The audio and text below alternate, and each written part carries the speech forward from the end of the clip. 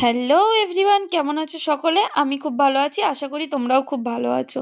তো দেখতে পাচ্ছ বরমশাইকে দিয়ে কিন্তু শাড়ির কুচি ধরানো করাচ্ছি। আজকে আছে একটা বিয়ে বাড়ি, আর এত ঠান্ডার মধ্যে বিয়ে বাড়ি। আমরা প্রায় যাব 40 কিলোমিটার মতো দূরে। তো বাইকে করে যাব দুজনা মিলে, আর কিরকম পরিমাণে ঠান্ডা পড়েছে রাত্রিবেলা বুঝতে পারছো। তো আমি একটু মুখের মেকআপটা করলাম আর শাড়িটা জাস্ট পিন আপ করে নিয়েছি, ব্যাস। এবার জ্যাকেট ট্যাকেট পরতে শুরু করে দিয়েছি। আর শিবাকে বলছিলাম যে কেমন লাগছে, আমাকে একটু ক্যামেরায় না হতো, দেখি কেমন লাগছে। তো তারপরে দেখো এদিকে আমি চেনটা আটকাতে পারছি না, কারণ কি এই জ্যাকেটটা সেই বিয়ের পর একবার পরেছিলাম গ্যাংটক যখন গেছি তখন।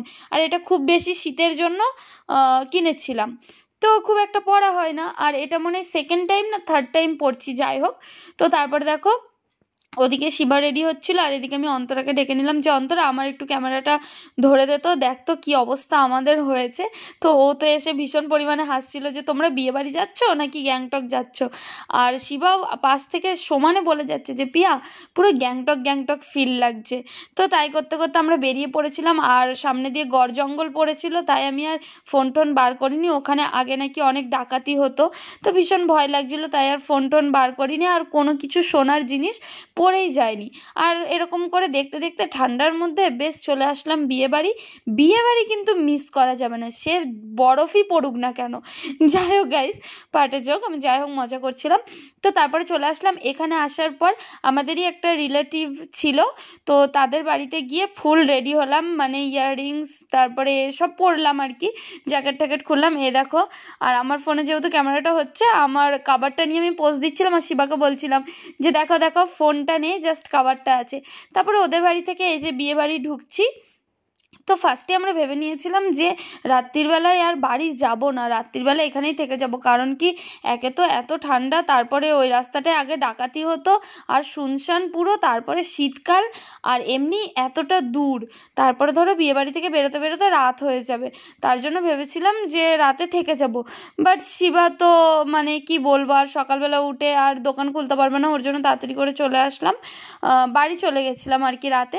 যাই হোক গাইজ, এত কথার মাঝখানে আসল কথাটাই বলা হয়নি যে এখানে কিন্তু দুটো রিসেপশন হচ্ছে, মানে এই বাড়ির দুই ছেলের একসাথে রিসেপশন হচ্ছে। আর ভিড়টা কি পরিমাণে বুঝতে পারছো, আমি গিফট দিতে গেছিলাম, বাট বউদের কোনো পরিমাণে আমি ক্লিক নিতে পারিনি, কারণ কি প্রচণ্ড পরিমাণে ভিড়। আর আমরা যেই টাইমে ঢুকেছি সেই টাইমে কিন্তু কন্যাযাত্রীও ঢুকেছে, আর দুই বাড়ির কন্যাযাত্রী একসাথে ঢুকেছে, তার মানে কিরকম ভিড় তোমরা বুঝতে পারছো। আর ওদের প্রায় 900 থেকে 1000 লোকের আইটেম ছিল। তো তারপর আমি শিবাকে বলছিলাম যতক্ষণ বেরোতেই হবে, মানে বাড়ি যেতেই হবে, তাহলে চলো তাড়াতাড়ি করে খাওয়া দাওয়াটা সেরে নিই, নাহলে প্রথমত এত লোক, তারপরে আমরা এত দূর যাব। তো তারপরে দেখতে পাচ্ছ এই যে কত লোক হয়েছে, প্রায় মনে হয় 200-250 সিটের সিট করা হয়েছিল আর কি।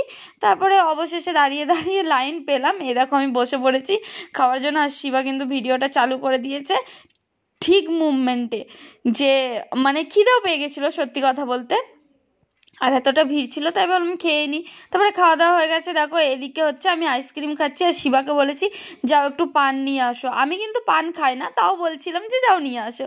তারপরে দেখো এদিকে খাওয়া দাওয়া করার পর বাড়ি যাব, বাড়ি যাওয়ার রাস্তায় এইসব নাচানাচি হচ্ছে, ভীষণ মজা হচ্ছিল। আর তোমরা তো জানোই নাচ দেখলে আমার একটু নাচতে ইচ্ছা করে, আমি একটু বেশি, মানে আর কি বলবো, যাই হোক ওসব বাদ দাও।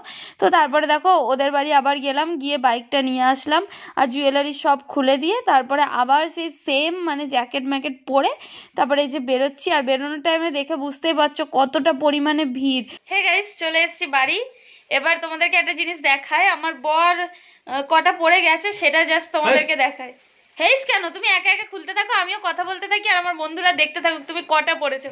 মোটামুটি 7খানা তো হবেই আই থিঙ্ক। তো যাই হোক দেখো, এ দেখো দুটো টেম্পো বেরিয়েছে। এতদিন মুখটা খুব সুন্দর ছিল, আমি বলি না যে কোনো ওকেশন পারপাস আমার হয়, দেখো দুটো অলরেডি খোলা কিন্তু হয়ে গেছে আমার কথা বলতে বলতে, এটা 3 নম্বর চলছে। তো আমার যে কোনো ওকেশন পারপাসই এই টেম্পো ম্যাম্পো বেরোয়, যাই হোক সেটা অ্যাভয়েড করো তোমরা। আর ওভারঅল বিয়েবাড়ি খুব সুন্দর ছিল, খাওয়া দাওয়া খুব সুন্দর ছিল। কটা হলো গো? 4টে মনে হয়, নাকি না 3টে হবে হয়তো, যাই হোক মোটামুটি 5-6টা তো পড়েছেই। তো ফাইনালি গাইস, চলো ভিডিওটা এই অবধি। আর ওই যে বাউল গান করে যশোদা সরকার আছে, ওনার অ্যাকচুয়ালি বাড়ি ওটা, মানে ওনার ভাসুরের ছেলের বিয়ে ছিল। তো যাই হোক, ওনাদের সাথেও দেখা হলো, সবার সাথে দেখা হলো, আলাপ হলো, ভালোই লাগলো, বেশ এনজয় করলাম। আর খাওয়া দাওয়া খুব সুন্দর ছিল, ওভারঅল ভালো ছিল বিয়ে বাড়িটা। তো যাই হোক, চলো দেখা হচ্ছে পরের ভিডিও। ততক্ষণের জন্য সকালে আমার সাথে থেকো, পাশে থেকো। আর আমার চ্যানেলের ভিডিওগুলো ভালো লাগলে অবশ্যই একটা সাবস্ক্রাইব করে দিও আর একটা লাইক করে দিও, তাহলে তো বুঝতে পারবো। আর কোনো ভুল ত্রুটি হলে অবশ্যই কমেন্টে জানিও। চলো, টাটা।